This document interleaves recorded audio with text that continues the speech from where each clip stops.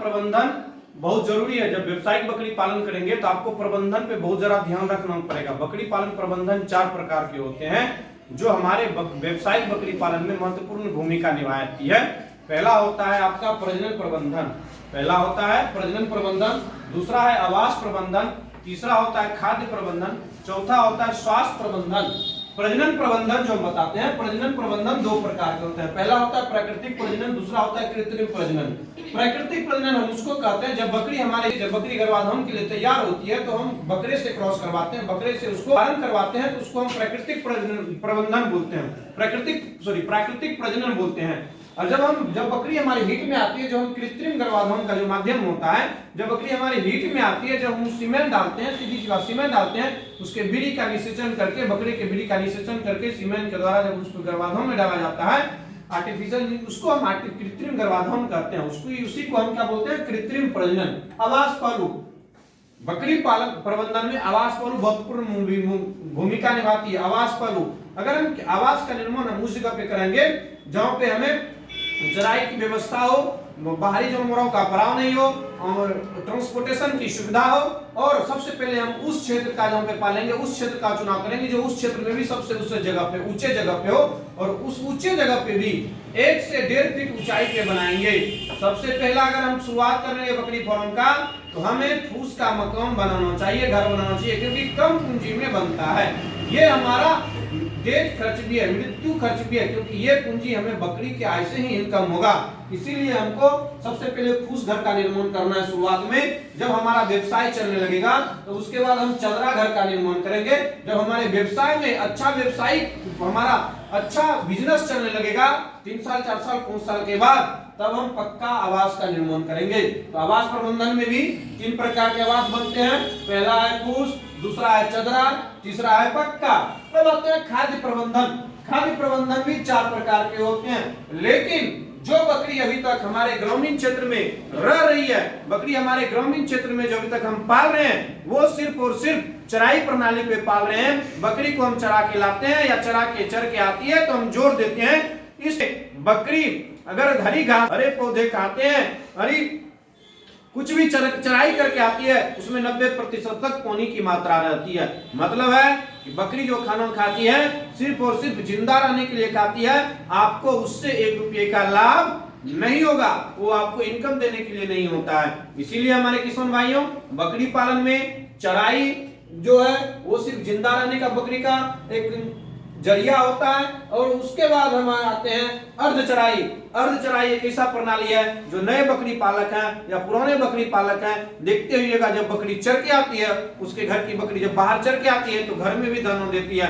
जब घर में दाना देती है तो क्या होता है, तो बकरी में जो न्यूट्रिशियंस, जो फाइबर्स उसको मिलते हैं, उससे उसके शारीरिक भार में वजन होता है, ग्रोथ होता है, चमक होता है, वजनदार होता है, दाम ज्यादा मिलते हैं। उसी तरह आगे होते हैं शून्य चराई। ये प्रणाली व्यवसायिक बकरी पालन में बहुत अहम भूमिका निभाती है। ये शून्य चराई प्रणाली, इसमें हम स्टॉल फीडिंग पे बकरी को रखते हैं, मतलब बकरी को हम अपने बारे में शेड में जोड़कर खिलाते हैं। इसमें बकरी का गर्भधारण, बकरी का गर्भकाल, मेमने का सही से रखरखाव, गर्भवती बकरी का सही से रखरखाव, कब हमारी बकरी प्रजनन की है तब से रखरखाव, बकरी के खाने की के बारे में सारा का सारा डेटा के बारे में हमें तैयार रखना होता है। तैयार रहता है हमारी बकरी में अच्छा उन्नति होता है, हमें अच्छे लाभ मिलते हैं। एक होता है, उसी में चौथा आता है फिटरिंग। इस प्रणाली में हम बकरी को जो होता है सिर्फ और सिर्फ बांध के चराते हैं। बांध के चराने का जो मात्रा होती है, जब हम बांध के चराते हैं बकरी को, मतलब एक फील्ड है, उस फील्ड में हम बकरी को जोड़ देते हैं, बड़े बड़े फुट्टे में जोड़ के हम बकरी को बड़े रस्सी में छोड़ देते हैं। वो सिर्फ बकरी चराई दिन भर कोई फील्ड में चर लेती है, उसके बाद चरने के बाद वो बकरी धीरे धीरे शाम में फिर हम घर ला लेते हैं। ये भी प्रणाली आपके व्यवसाय का मुख्य स्रोत नहीं है। अब आते हैं स्वास्थ्य प्रबंधन। स्वास्थ्य प्रबंधन में होते हैं 3 प्रकार के। पहला होता है प्राथमिक उपचार, दूसरा होता है अंतःकृमि एवं बाह्यकृमि, तीसरा होता है टीकाकरण। जब आप व्यवसायिक बकरी पालन करेंगे तो सबसे पहले आपको प्राथमिक उपचार करना जरूरी है। प्राथमिक उपचार के बारे में अगर आपको जानकारी नहीं है तो आपका बकरी पालन व्यवसाय जो होगा वह फॉल्स हो जाएगा, वो गलत हो जाएगा, क्योंकि आपके बारे में बकरियां जितने देर तक, अगर कोई बकरी बीमार पड़ेगी तो आप क्या सबसे पहले करेंगे, अपने डॉक्टर को बुलाएंगे, डॉक्टर आपसे पैसे लेंगे और आपको दवाई देंगे, यही ना करेंगे। लेकिन वही उपचार अगर हम जान लेंगे तो हम क्या होगा, हमें वो पैसे बचेंगे और सही समय पे सही उपचार हो जाएगा। कभी कभी जानकारी के अभाव के कारण भी हमारी बकरियां मर जाती है बीमारी में, ये बहुत जरूरी है। अब हम आते हैं अंतःकृमि एवं बाह्यकृमि पे।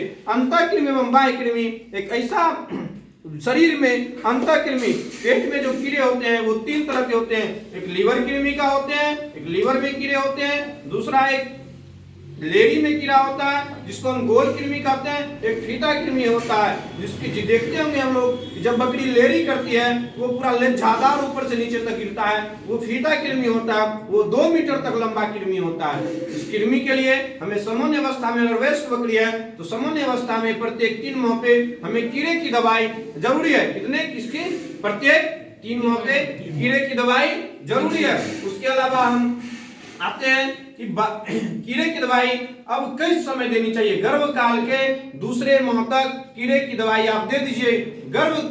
बच्चे होने के गर्भ काल के बाद, बच्चे देने के 15 दिन के बाद बकरी को दवाई कीड़े की दे दें, और उसके बच्चे को दवाई जब देनी है जन्म के 45 दिन बाद बच्चे को कीड़े की दवाई दे दें।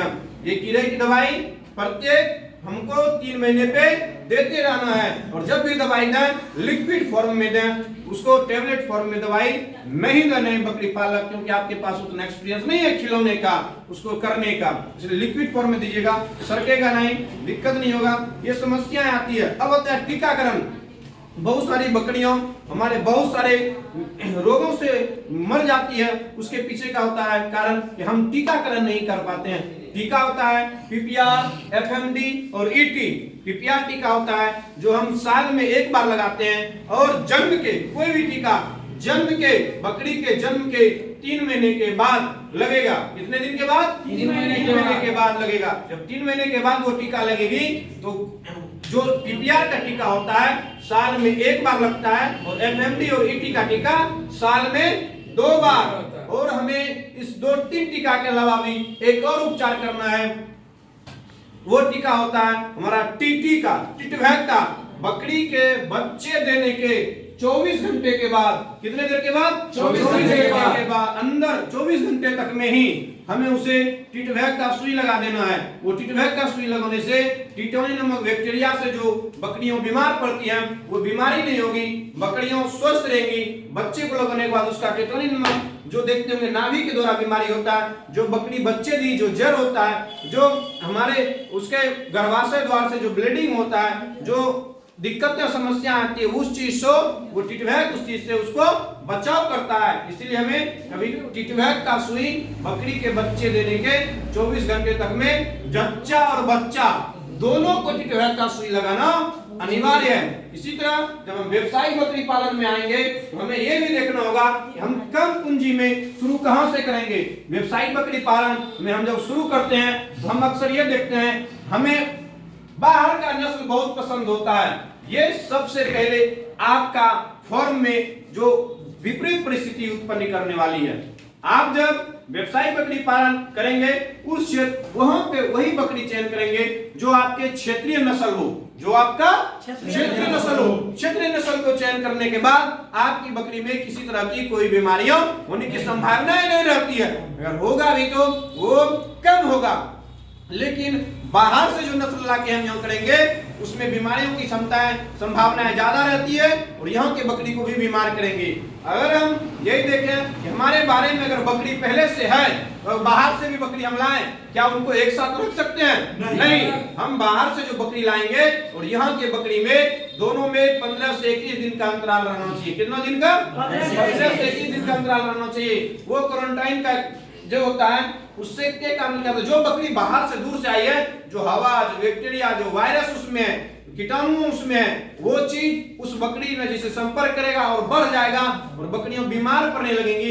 इसलिए उसको 15 से 21 दिन का अलग रखते हैं एक टाइम तक, जिसके कारण वो बकरी स्वस्थ हो जाते हैं। वो चीज खत्म, वहां के वातावरण के अनुसार उसके शरीर में कम होने लगता है, जो बैक्टीरिया होते हैं वो खत्म हो जाते हैं। तो हम फिर बकरी को एक साथ रख सकते हैं। यही बात है, समझ गए ना?